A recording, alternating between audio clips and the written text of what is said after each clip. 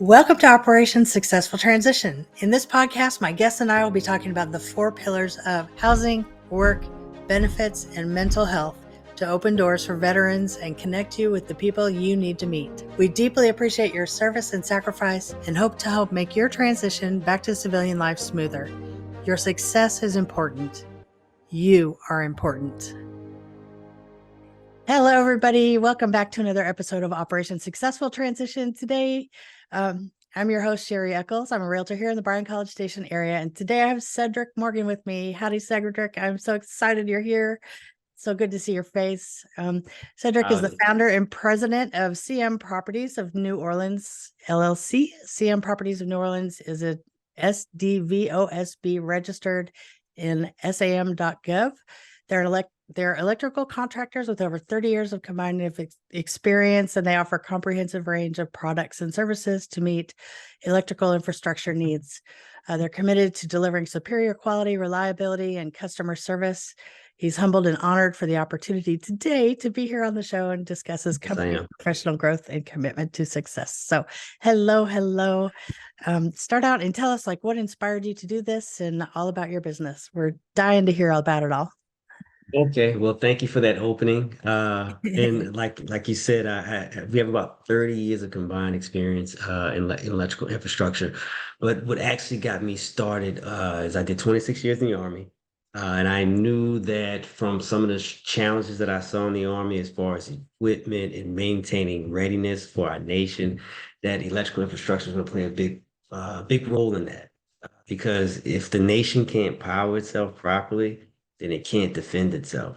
Another motivating factor for me is I use the VA hospital for pretty much all of my medical needs, right?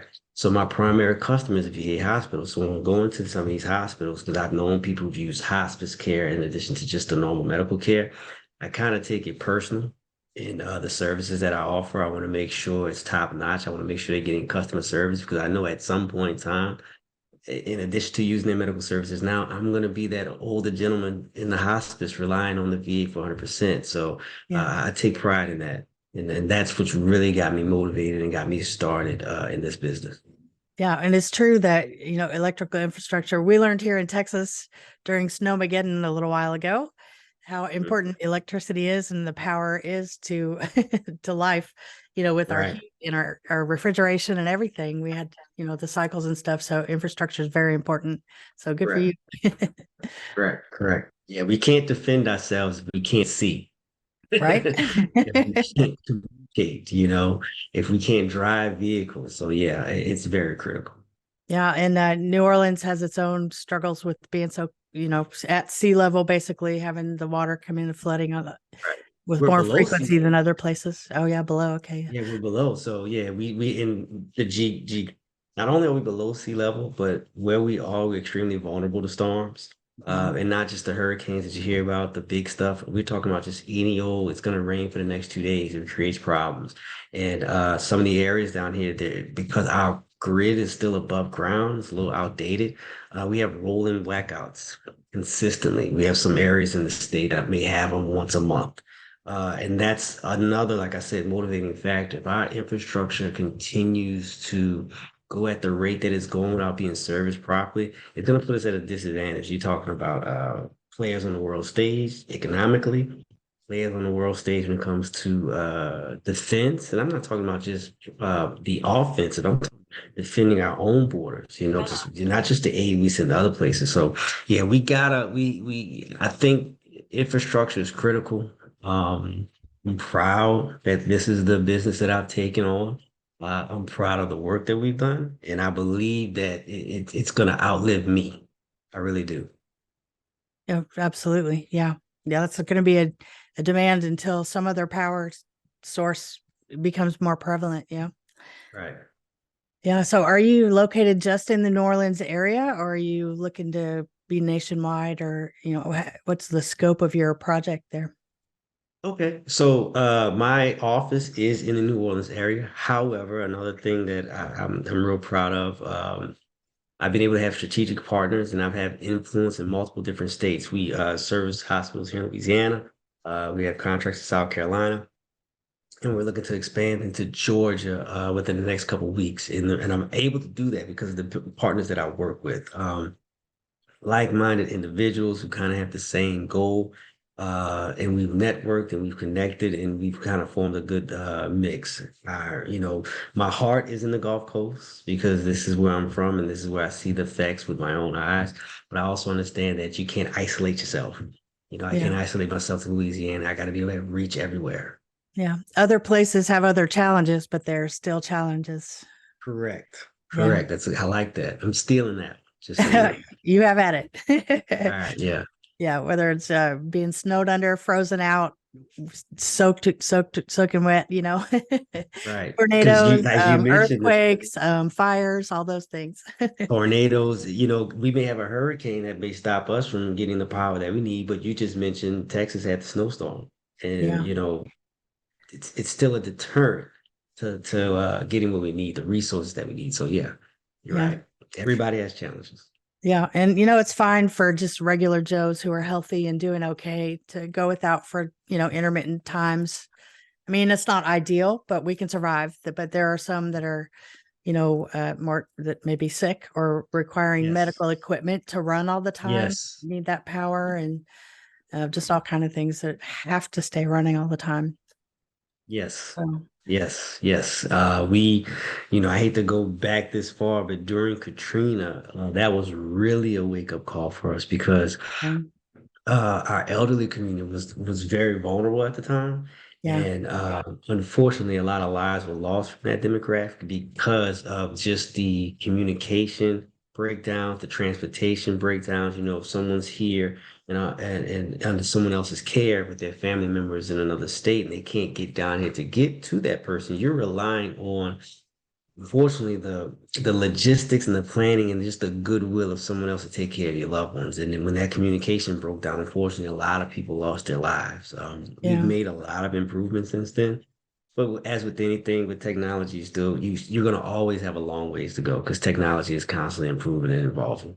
oh yeah, yeah. It goes obsolete so quickly. And Right. speaking of Katrina, I remember back then we got a certain amount of number of transplants here that are still in our community from Hurricane Hmm. Katrina. So, Hmm. Yeah, yeah. That was almost 20 years ago.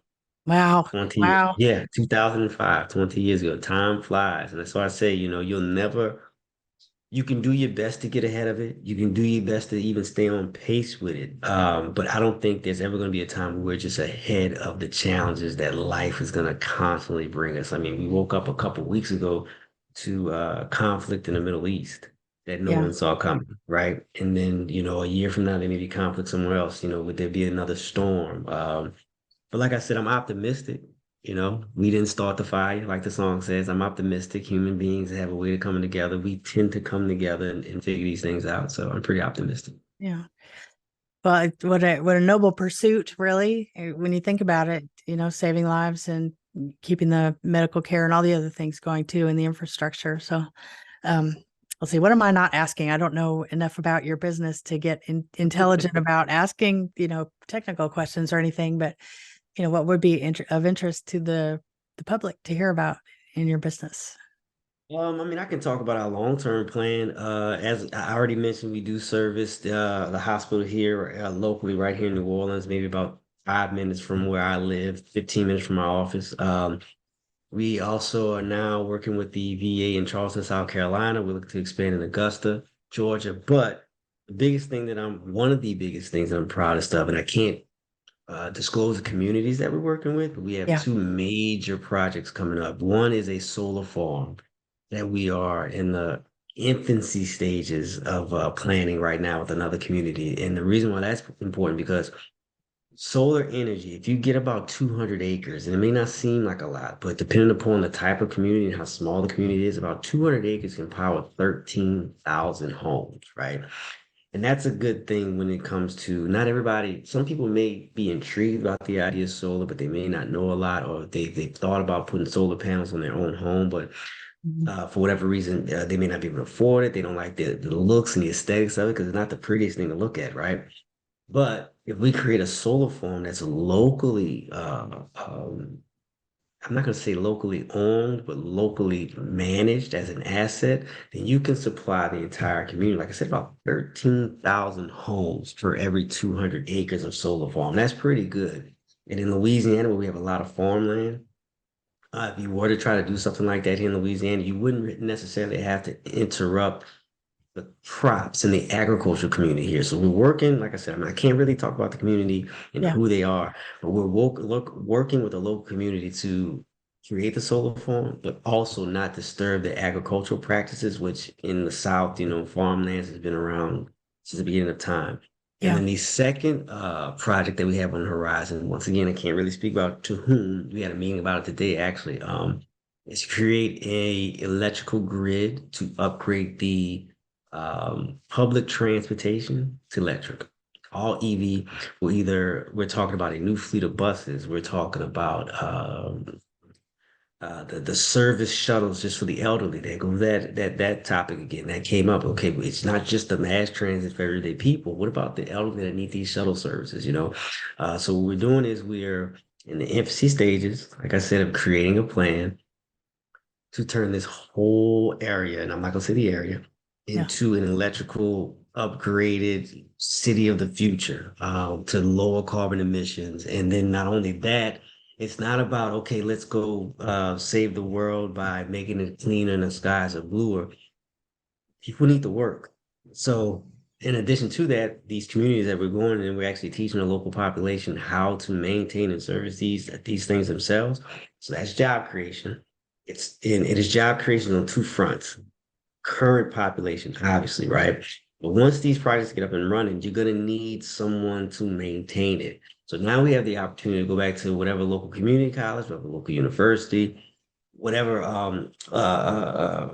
whoever that tradesman is in the area, Hmm. teach them how to maintain this new equipment, teach them how to in addition to maintain but actually install and possibly manufacture for themselves, right? And so what that'll do is now you have a generation of citizens coming up that are actually learning this at, say, maybe a college course. Same way you go learn carpentry, masonry, plumbing, HVAC, you can learn this, right? So Yeah. now you have college age students growing into this industry, and as they grow into the industry, it creates a pipeline for jobs, it creates a pipeline for sustainment, and it creates a pipeline of the norm. This becomes the norm. You have communities of industry, and those communities, that those industries support those communities. They've done it for generations to come. Like, for example, I'm gonna use Louisiana. Sugarcane is big here. Hmm. You have generations upon generations. It's all they've known as being sugarcane farmers, and that's a great thing because sugarcane is what supported them. Well, if we can create a generation of start, actually, now a generation of people who this is their industry, Hmm. we can keep this going as long as we want. So those are two projects that other than our everyday things that we do, those are two projects that I'm really, really excited about because those are going to sustain long-term growth on multiple different facets to include, cleaning the environment up, the infrastructure that we talked about. Now we're talking about, but also we're talking about job creation. I like Yeah. that. So these solar farms, would they be on private individuals' land, like a lease, like a surface lease for Good putting the? question. That's an excellent Thank you. question. Yeah, that's an excellent question. So there's multiple different ways that we approach it. Right now, the land that we use them because they're not creating any land. You can't just create land. Right. We are Right. working with private citizens, and what we're doing is on this. There's multiple different ways we can go approach it, but the two main areas is we'll either come in and manage the asset and facilitate, broker, whatever you want to say, syndicate a land deal between the farmer and the energy company. And what happens is the land is leased to the energy Hmm. company. We do it in about 20-year increments. Another thing Like that we do, like cell tower leases or there similar. you go. Yeah. In Louisiana we call it a servitude. I think in other places I can't remember the covenant. I think in other states call it a covenant, but in Louisiana we call it a servitude. In essence, we'll kind of create a servitude to where the equipment you don't own it. It's still owned by the other company. It's still maintained by us. Other company, us. We maintain it. We hire the technicians. We secure it for you. But you're in essence having a 20-year at a time lease on your land that's generating extra revenue that you can use for your agriculture because solar farms are big. You can have a solar farm and still grow crops underneath the solar farm, depending upon the type of crop you're growing. So that's one avenue. The other avenue is we've talked to some families who, like I said, generations upon generations have used that industry to sustain their family, but Hmm. the families, the availability of the family members is not there anymore. Kids have moved away. As the Right. world has gotten Yeah. smaller, people moved away, and we have some older generations who don't want the land at all. So what Yeah. we've done is, we've worked with them to either purchase the land from them for ourselves, create a lease option on the land, to where we act as an intermediary between them and the energy company. Um, or what we do is, those are two options. But regardless of what option you choose, the one thing that we do for our farmers, Hmm. because listen, I'm from here. The communities that I work with are all southern communities. I'm from the South. But the idea of the carpetbagger coming in and stealing your land is still prevalent down here. So one of the Oh things we yeah. do is Yeah. our financial team and our legal team, we sit down with the farmers and we create a trust.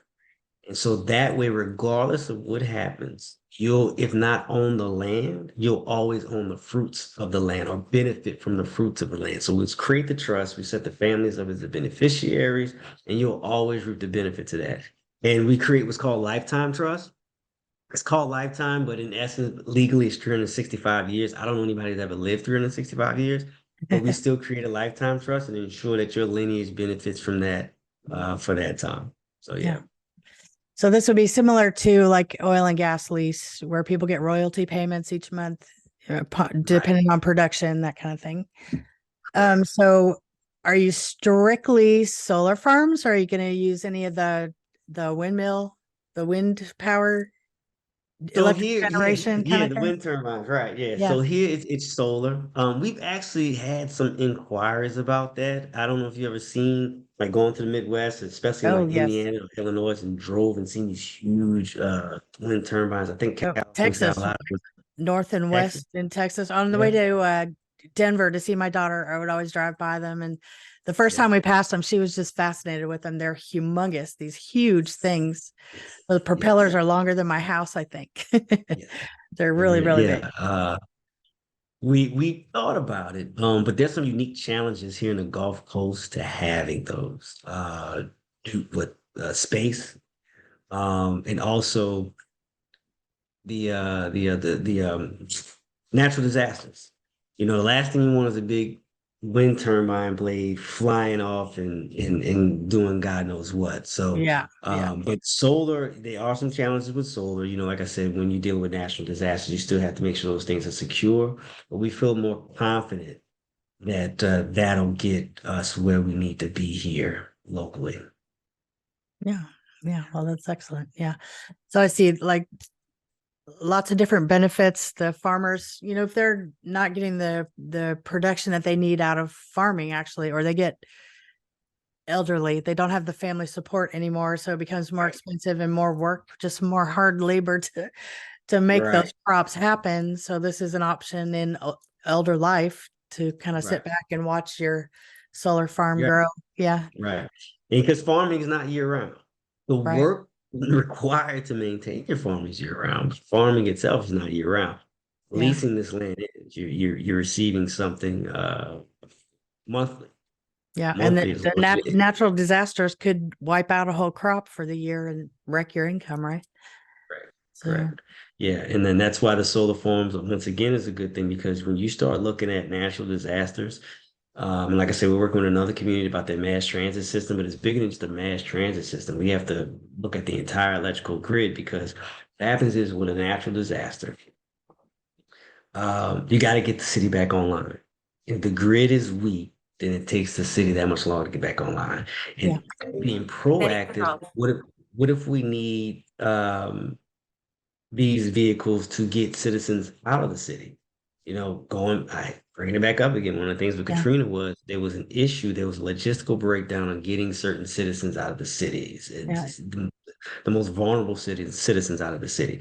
Well, if we know stuff is coming and our vehicles are reliable, And our grid is reliable. We can be proactive, get these citizens out of the city prior to. And then if we need to go back in because the city's, the grid is up and running. Right. At least get them out to high ground to some kind of Right. station that they're Correct. safe and they Correct. have Yes. medical care there. Yes. Yeah. Well, excellent. This is a multi-fingered kind of application that you have here, and lots of A lot of avenues to, a to lot of manage, moving to parts. handle, to plan, to execute, to maintain. It's a lot. Yeah. Yeah. One of the things that it is a lot of moving parts, and I don't know who's out there listening, plans on listening to this, but if you are listening, understand that you can't do everything yourself. You Right. have two hands and that's it. So what you have to do is you have to trust, you have to vet your team, ensure that your team has the same goals, same visions, and you gotta work together. You gotta be in constant communication, and you have to clear, concise direction. For example, like I said, we had a meeting today and I start every meeting off last. I obviously open the floor up and I just let everybody talk. I'm gonna go around the room and say, okay, what you guys going on? And then I'll repeat that to them. It's okay. So what I'm hearing is you need this, you need this, you need that. Okay, great. And then we'll start our meeting, right?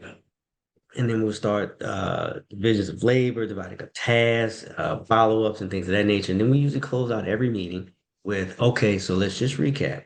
And then I'll go first. I say, so what you guys need from me is this. You need this, this, and this.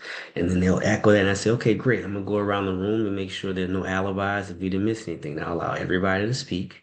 And then we close everything out. And the reason why I do that is because I don't want anybody to think that I am the great and powerful I. I'm a firm believer that when you're in charge, you actually work for the people that you're in charge of and not the other way around. Yeah. Yeah. Because I can give you orders all day on which I need you to do, but if I don't give you the tools that you need to accomplish that, then what am I doing here? So that's why I open up every meeting with, what do you need? Yeah. And I close every meeting out. Okay, so this is what you need from me. So I'm hearing you. Okay, so I'll get that done so that you guys can go out and be successful. So you got to have a team. It's a lot of moving parts to anything you do. So you should have a team, and it may not even be a professional team. Yeah. Some people just need a support system, whatever your support system is. So that's how I keep grounded. That's how I keep from my head exploding. I keep a very tight schedule. You know, I have everything. Not that you have to be this rigid, but I go from this call to this meeting to this, and I try not to step on it. The world knows right now that from 10 o'clock, I mapped out from 10 o'clock to 11:30. If it takes that long, great. If it doesn't, that I will be unavailable because I'll be talking to Miss Sherri. And the world knows that. So Yeah. yeah. So I have a couple comments about the team thing. I think that's a great sign of leadership to let everyone else speak and to hear what they have to say. But I think a mastermind is going to produce much greater results than just one dictator telling everyone what to do. Other people have valuable ideas, and more heads than one will come up with a better solution than just one person sitting and thinking about it. Mhm. And the other comment I was thinking was values have to align. That's a really important thing in any team, that everybody kind of shares similar values, not just goals and the same desire to do something, but values need to be similar. When you're gathering your team, make sure that they align with yours, because if somebody's off in a very important value line, then that's going to cause friction, and it's just not going to work as well. Right. But Right. Yeah. One of my biggest turnoffs, and if this works for the listeners out there, that's great. But one of my biggest turnoffs when I speak to people and I look to bring people on and I ask them what's their motivating factor, and they bring up compensation or just really crass to say money. And it's like, okay, well, all right. So talk to me a little bit. I'll give you a second chance. Talk to me a little bit more about that because I get it. We all have to take care of our families. We all have to take care of ourselves. This is capitalism. We still have to live and earn a living. However, if you're chasing money, you'll be running for the rest of your life, right? mhm. And there's money everywhere, and all money is good money. Legal, moral, and ethical is what I believe. So for us in my team, we're actually chasing an ideal and a vision and a belief system. We're chasing education, we're chasing knowledge, because when you chase education, you chase knowledge, you chase what you believe, and that whole cliche of find something you do for free and you'll never work again. If Yep. you actually genuinely chase that, the compensation will come. Yep. Giving starts the process of receiving. So the more you give and the more you pour into your craft, the more you pour into your belief system, the more you pour into other people, the compensation will come. I mean, I think, you asked me about what I believe, what got me into this business. I started talking about, I want to be an elderly veteran one day. So let me start pouring into some of these veterans right now. And I've Yep. been rewarded for that, whether it be financial compensation or just I get to sit here and talk to you. I was referred to the EBV program because of a relationship that I had with somebody else. And that 7, 8 days that I spent with you guys, you can't put a dollar amount on that. The education that I got from that. And because of that, now I get to talk to you again. So Yeah. I'm a firm believer that beliefs have to line up. Look, we're not twins. We're all individual adults. We all have different motivators, but somewhere along the line, we should still be looking at each other like, okay, I believe in this. I'm excited about this. Let's go get this. So, yeah. Exactly. And I had a thought, and then I got so absorbed into listening to you. I'm sorry. I know I can ramble. I'm sorry. I know I can talk a lot. Sorry about that. No, you're totally fine. And I was doing what I was supposed to. I was actively listening to you. Um, the EBV program was an amazing thing. I absolutely love that. I had a chance to go back there to the McFerrin Center this week, and it was not just, it was students, and a lot of those students already have successful businesses going, and that was just amazing and Right. fun. And again, being in a room with those like-minded people and vibrating at that one frequency was just feels so good. I remember, oh, wait, oh, dang it, it's so fleeting. What was it?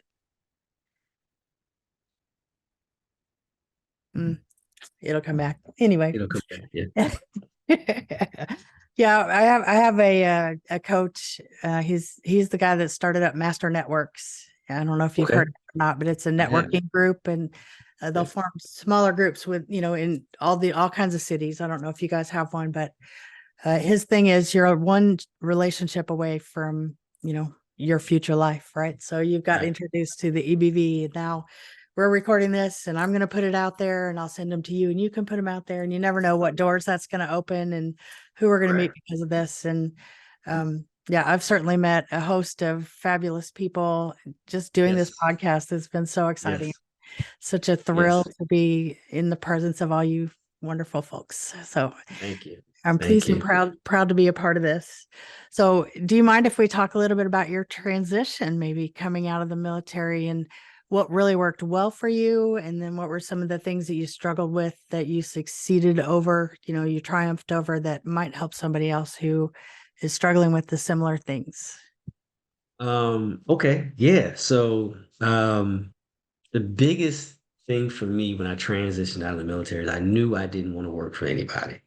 I get when it's all said and done, 26 years, 5 months, you know, it's a long time. And I knew that eventually I want to branch out on my own. And to be quite honest with you, if you're going to speak candidly, I'm a terrible employee. I knew for a fact I'd be a terrible employee just because I did so many other things. So at some point, and it's not so much that I don't, think I should be listening to anybody. It's just that I have so many ideas. I had so many experiences that I want to put into practice that you can't put into practice as being an employee. For example, I've never been in a meeting and had someone who is the moderator of the meeting start a meeting off asking everybody else, Yeah. okay, you go first. And I've never had a meeting end with someone saying, okay, this is what you guys need from me. And it always stood out to me like, are we here because you care about what we're doing, or you just here because you need practice and telling us what to do? So the biggest transition for me was actually going out and starting my own business because everybody talks the talk. Um, some people talk the talk, excuse me, I shouldn't say that, but an entrepreneur, and I think I actually heard this on from an EBVer, an entrepreneur versus a entrepreneur, right? Until you Ah, actually go out and do it, you're a entrepreneur, right? So I that love was the that. big. happens, and then there's a support system that I was Army. The Army offers that you don't realize how dependent upon you are of it until you no longer have it. It's like you never miss a good thing until it's gone. So, it was an adjustment. You're talking healthcare, you're talking about housing, you're talking about, just the medical side, the dental side, having to adjust to getting all those things on my own. You miss the community. I still look at pictures. I still look at pictures of, from 20 years ago in basic training, 20 years ago, and when I was in Kuwait in the Middle East. You miss that. But what I tell people to overcome it is you have to remember that tomorrow is going to come. Whether you sit here on the dock of the bay and watch the tide roll away, or you get up and go do it, tomorrow is going to come. And everything you want is on the other side of fear, right? So if you can just Exactly. overcome that and just go in, I'm not telling you how to overcome it because everybody has their own ways, but if you could just block out the noise and overcome it, you'll be fine. Because fear is a natural thing. Don't beat yourself up. Don't beat yourself up for being apprehensive. Don't beat yourself up for being scared. Don't beat yourself up for analysis paralysis. You read a different book every day. You go to a different seminar every day. You have a different meeting every day. But at some point, you got to do it. You got Yeah. to do it. I've been studying on this lately. And I went to a American Legion post and I'm actually going Saturday to hear him speak, the guy who wrote this book. It's called Managing Your Crazy Self. And he talks about the amygdala and the prefrontal cortex, and how the amygdala is the part of the brain that senses everything and brings in all this stuff, right? So, and it's got the fear and all those messages and stuff. And it's the thing that tries to keep us safe. And it's the thing that's going to, it makes us automatically take our hands off something that's hot, the fight or flight Right. kind of thing, all that. But then the prefrontal cortex is the part of your brain that does the planning and that can talk to the amygdala and tell it, yes, we see that this is going on, but it's really not going to hurt us. We're going to be okay if we just step out of our comfort zone a little bit. That's the amygdala is the comfort zone. And it's a very powerful thing that we don't even know it's there until we know it's there, right? Until someone tells you that it's there. Your brain is what's holding you back. Until you recognize that, then you can talk to it and tell it, thank you for doing your job, but I'm going to do mine now. And Right. it takes a little bit to learn that and to learn Right. to actually put it into motion and implement it.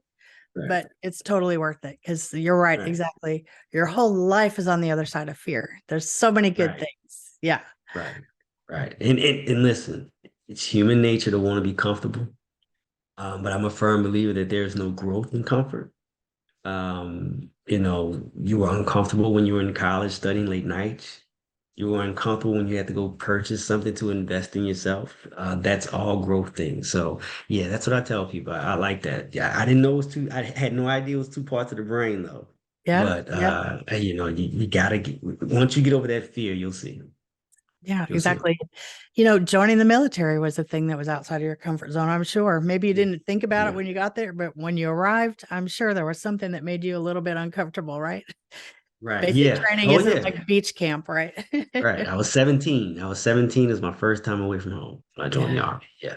that's a big And shock. I remember my parents, when the recruiter came to my house, my dad said, listen, you don't have to sell me on anything.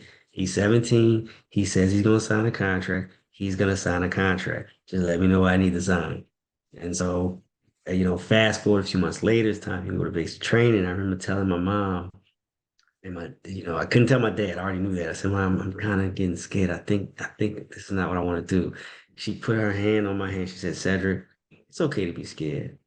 But you signed the contract and you gave me your word. So you'll be okay. We'll see you when you get back. And that was it. I've been like that my whole life. So once you say you're gonna do something, you have to do it. And that doesn't mean the fear goes away. That just means objects in motion tend to stay in motion. So once you actually roll that rock off the mountain, you're not going to stop. Your brain is not going to say, you know what, I'm good.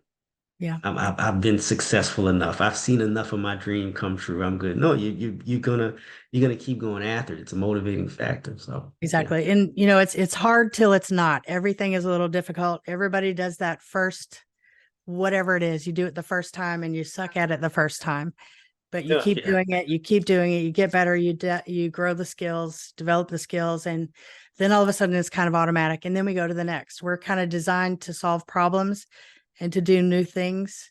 And I think, focusing on continuous improvement, which you're kind of talking about with keeping in that mind of education and learning, continuously learning and doing new things and getting better and better and better. That's what we're designed to do. Otherwise, yeah. if you're not growing, you're dying. Basically, you're just sitting around Basically, doing nothing. And I've yeah, learned at this point in my life and the things that I've gotten involved in, I've learned that a lot of people like to complain, but they don't like to get up and do something about it. So that's mm, my life's mission, is to try to inspire and motivate people to get up and do something right, about it. If you're not right. happy with it, fix it. Yeah, yeah. That that's perfect. You said two things that I'm gonna speak to. You talked about the knowledge piece, right? So I was in Florida maybe about a month ago at a clean energy conference, Mhm. where some of the best minds in energy get together and you just learn so much, right? But a week before that, maybe 2 weeks before that, I submitted a proposal for the hospital in Mississippi to work on their projects, and I didn't get it. And I'm like, well, I don't understand how I didn't get it. So, with everything, thank you for your time, thank you for the opportunity. I have some follow-up questions if you don't mind. Can I get a debrief? And one of the things they said, Cedric, your proposal was spot on. We see your past performance. We see the people you've worked with. Your numbers were actually better than everybody else. I said, well, what's the problem? They said, well, Right. what happens if something happens to you? I said, what do you mean? He said, exactly. You had no hierarchy structure in your proposal. Now we know you have a team. We've met these individuals. We see your other past performance. But if something happens to you, you got to have a documented record of that. I said, so basically what you're saying is I should have put a hierarchy in there. He said, yeah, just a primary and secondary points of contact for every single level. Now, you may have gotten proposals before without doing that, obviously, but that doesn't mean every organization wants the same thing. Excuse me. So while at this conference, something else comes across my desk. I put my proposal together. I said, wait, the hierarchy. I go and I create this hierarchy with the resumes, and then I did it again, and then I got it again. Now, is that the thing that pushed me over the top? I don't know. No, no. Yeah. But I know going forward because of the education, I put that in there, you know.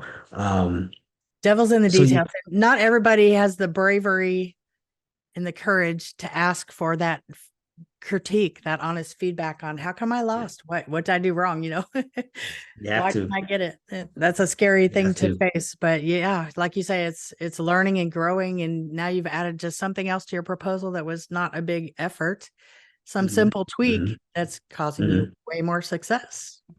Yeah. Yeah. I tell you, you just got to chase education. You have to, whether it be formal or informal, you have to pursue, you have to master your craft, period. No one should know more about your craft. Um, and like I said, that's why it kind of turns me off when people start talking about compensation. It's like, whoa, okay, what else you got? Compensation's gonna come. What else do you have? What else do you bring to the table? So, yeah.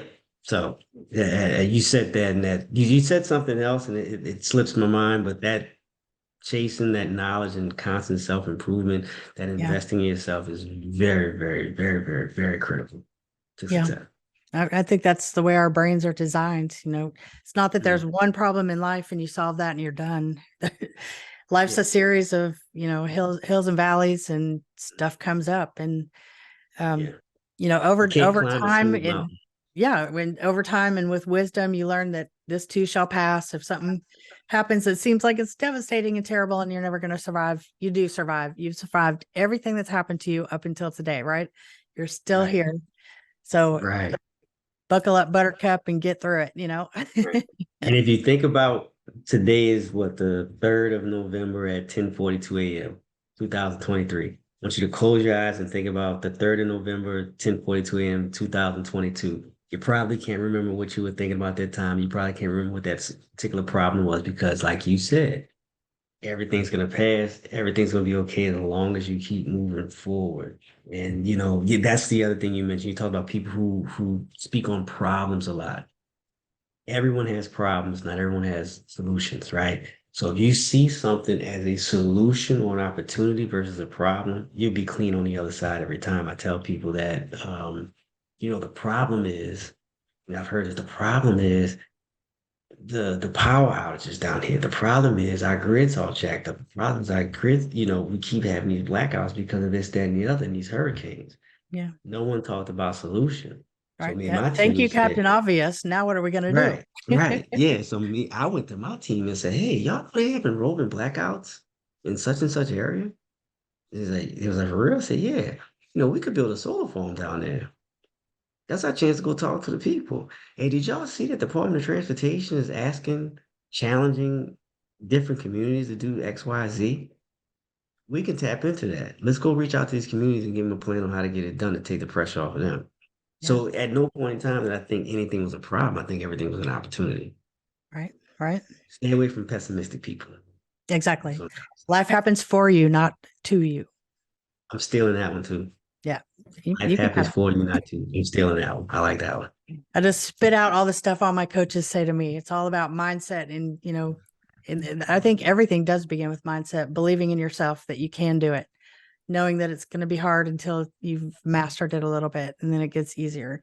There's so much that you need inside of you to accomplish things like you're doing. Starting a whole business, it's going to make such an effect on so many people. Yeah. What an Okay. inspiration. That's awesome. Yeah. Yeah. Yeah. Thank you. Thank you very much. Thank Yeah, you very starting much. from a Yeah. simple idea of I need somebody wipe my butt when I'm old, right? Yeah. Yeah. Pretty much. And I need to be able to To be see what they're gross, but wiping. yeah. Yeah. I need you to see what you're wiping. And my, like, for example, my senior engineer, he got on board because he said, hey, man, I had to evacuate for, I think it was Ida, and we were stuck on the interstate, and he has an electrical vehicle. He said, Yeah. and like I Oh, couldn't yeah. charge it. Oh, yeah. He Yeah. said, so, and I don't know if you recall from EVV, one of the things we're working on is that mobile charging station to put along evacuation routes because that was a Yeah. concern. And it wasn't a problem where, oh, I can't charge my vehicle. I got to get rid of this thing. Somebody's got to do something about this. It was like, hey, man, do you know there was no place for me to charge my vehicle? Do you realize we put electrical mobile charging stations along evacuation routes, how far that will go? That's exactly his tone. And we've been tinkering with the idea ever since. Yeah. Like Yeah. not just for evacuation routes, but if everybody starts going to electrical vehicles, they're only going to be able to go so many miles at a time. And that's going to make a long drive trip such a pain. Yeah. Especially if you got kids. Especially with kids. If you don't have charging stations available to you everywhere that are, I don't know, would these mobile ones charge it fast? Because if you have a bunch of people evacuating, is it going to be like one of those fast charge things? So yeah, there's different tiers of chargers. The newest one, DC fast chargers, and those can get you up and running about 20 to 30 minutes. I've had it, I've used electrical vehicles before when I get rental cars, and they're pain. They're pain because the world hasn't caught up to the technology. One of the interesting things this one brand does is if you put in your GPS, say you put in your GPS, you're going to drive from College Station to New Orleans, right? And what it'll do is, unbeknownst to you, you'll look up and you're kind of veering off course. And the reason why it's doing this because it's calculated how much energy it has left, how much charge it has left, excuse me, to get you to your destination. So it'll veer off course to where it knows where a charger is and bring you there. And then charge so you can charge it. It won't charge vehicle for you. You'll get out and charge a vehicle and you have enough juice to get to your destination. Um, but you're rolling the dice when you do that because Right? you may get there and the charger doesn't work. You Yeah. may get there and there's other cars there. I've done that and I've gotten there's a line of cars. So I spend it's 40 minutes to charge a vehicle. You got four cars ahead of you, that you've just added 4 hours to your That's trip. Right. yeah. So you have Yeah. these mobile charging stations that can come to you, or one of the ideas we're tinkering with is working with the already established gas stations. You know, let's put some charging stations at your gas station. Period. And that gives you a leg up on the competition. You can advertise.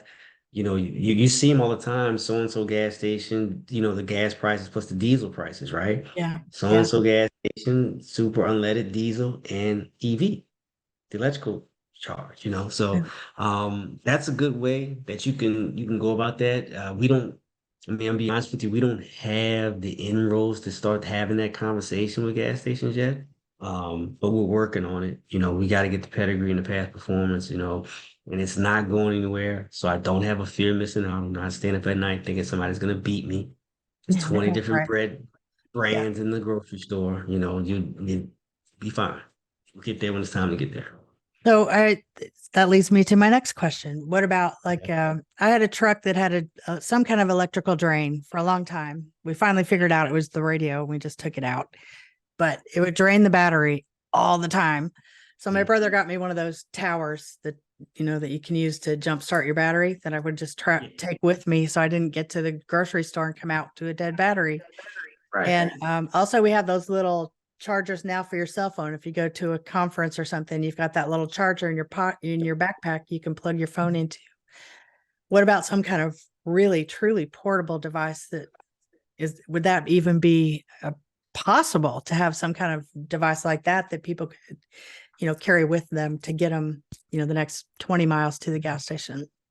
So it's the irony of clean energy. It takes fossil fuels to power clean energy. It actually takes diesel gas to power a battery, right? Until we can figure out how to store the solar energy, that's going to be an issue.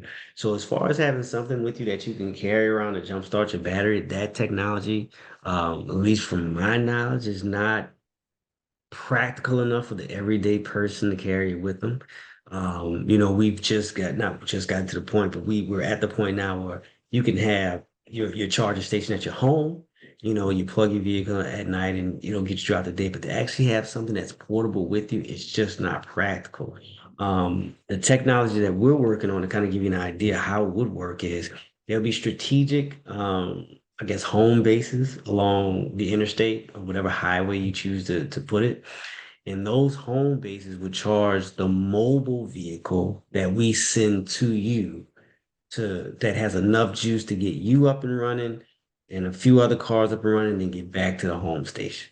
Okay, so like AAA, if you run out of gas on the highway now, There you you call go. AAA, they come fill you up and you go home. So there'd be There you go. something that AAA's got enough to get to you, fill you up, and get back to where they're going. We'll have enough juice to get to you, charge you up, and get back to where we're going. So exactly. I see all the wreckers that are working with AAA right now doubling their income if everybody goes to, if everybody goes to electric vehicles. Just I have that Yeah. inkling of a feeling. Yeah. Yeah. Be busy. In a business associate of mine in Miami, totally different industry. He owns a janitorial service, and he also he makes his own chemicals and cleaning supplies. That's an opportunity that came out of COVID. He didn't complain. He just said, "Hey, let's just make something that combats COVID," right? Yeah. Um, he works for a lot of car washes. One of the things he started talking to his business owners about is, hey, listen, you guys should when you go do these mobile details to your clients and wash their cars, figure out how you can keep gas in your vehicle. He said it's getting dangerous out there. I think there's nothing more a young lady or a mom would love that when you come to wash her car, she gives you an extra $20 and you fill up her gallon, based on the price of gas, and you can fill up her tank, which keeps her from going to the gas station, right? Um, and then from there, he and I were eating lunch and I started talking about the mobile charging station. He said, man, that's a good idea because, I want my guys, when they go wash cars, to put gas in their clients' cars to keep them from going to the gas station. Imagine if we can charge up their electrical vehicle. I want to hear more about that. And so that conversation started. And that conversation started because he had an idea in his head to keep someone safe, not to make money, but how do we keep our female demographic safe, right? And so that giving started the process of receiving. So he and I have had conversations about that as well. That's an interesting point. I flew out to California last month for a conference, and I've been through San Francisco before, and I got smashed and grabbed. They took my backpack with all my stuff in it. But I flew into Oakland this time, and in the airport, they tell you, do not go to the gas stations here in town or you're close to the airport, you will get robbed. So that safety is Yeah, not just for women, but for anybody. And if you're yeah, traveling, you're vulnerable. They know you're not from the area. They will, especially if it's a smaller town, they're going to recognize that you're somebody who's passing through. So why not just right. take what you got? Yeah, that's unfortunate. That's Yeah. unfortunate. Yeah, yeah. So it takes people like us with good intentions to kind of stick together and overcome that element that has bad intentions, Yeah. unfortunately. Yeah. So, This is a whole nother topic, but I'm on the advisory board for Big Brothers, Big Sisters. And I think that one-on-one mentorship of the kids who are at risk of being in those mhm, populations that might be the people who steal, mhm, you know, it changes the trajectory of their lives. I think we need right. more people who mentor these kids and teach them about alternative lifestyles and, ways you can live and be productive and not end up in prison or not end up as a teen Mhm, mother or, in rehab when you're right. 18, that kind of thing. Right. Whole nother Yeah. topic though. No, I agree. I agree. I agree. You show someone the good stuff, not the bad stuff. You show someone the bad stuff, then they'll get used to the bad stuff. But you take a kid to the beach, say, yeah, the world's full of beaches. And you Yeah, can go to beaches as many times as you like if you just stay on this course. They'll be more inclined to stay on that course. So I agree with you on that one. exactly. Exactly. Well, let's see. Um, I've got two questions for you to kind of tie things Sure, up today. I've had such a sure. good time visiting with you. This has been a Thank wonderful. you. So the first question is, how could we bless your business? In what way can we benefit you, whoever's watching this? How can we help you out? Okay. I guess, advertising. Give me the opportunity to service your needs. We offer a variety of products. Like I said, the federal government is not our only client. We have private customers as well. We have RFPs that we respond to, and then we have situations that we respond to outside of that we create solutions for. So if you have any problems, if you have any infrastructure needs, and you'd like to sit down and talk to us so we can at least come up with a plan, that's all I ask. I think our products and services speak for themselves. I think our technicians speak for themselves. I think you'd be impressed for how much value you get for the dollar spent. So I think for me, I don't need your funds, or I don't need, any partners or anything like that. I mean, that's always great. But I think for me, it's just getting the word out. That, seeing properties in New Orleans can service your infrastructure needs. Yes. Yeah. You are obviously a solutions company. So if people are experiencing some sort of electrical issues that may be unique, or I don't know, maybe there's something that you haven't thought of or haven't covered, if they send you their ideas, then that may be something that you can respond to Correct. and solve for them. Yeah, be proactive.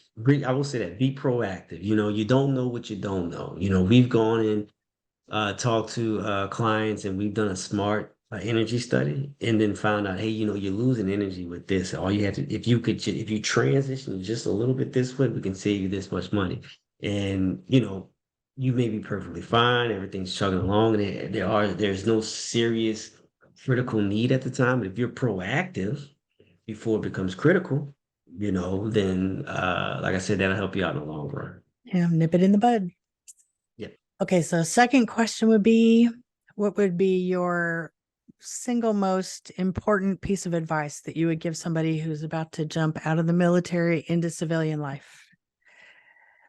All right. So I'm gonna paraphrase this because this is not my quote, but when a bird lands on a branch, it doesn't land on the branch because it trusts the branch and trusts the tree. It doesn't care.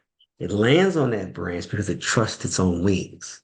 You have to trust your wings. You have to know that wherever you land, no matter what happens, you have the ability, the knowledge, the skill set, the tenacity to come out of whatever that situation there is. There is life outside of the military. There is a community of, I believe there's 300 million Americans right now, and only less than 5% of us in the military. So that other 95% is doing just fine. You know, rely on the support system, reach out to those. Don't say things like I need to prove people wrong because that's focusing on the negative. Say things like I'm going to prove people right because now you're focusing on people that actually do believe in you and support you and you're showing them why you're capable.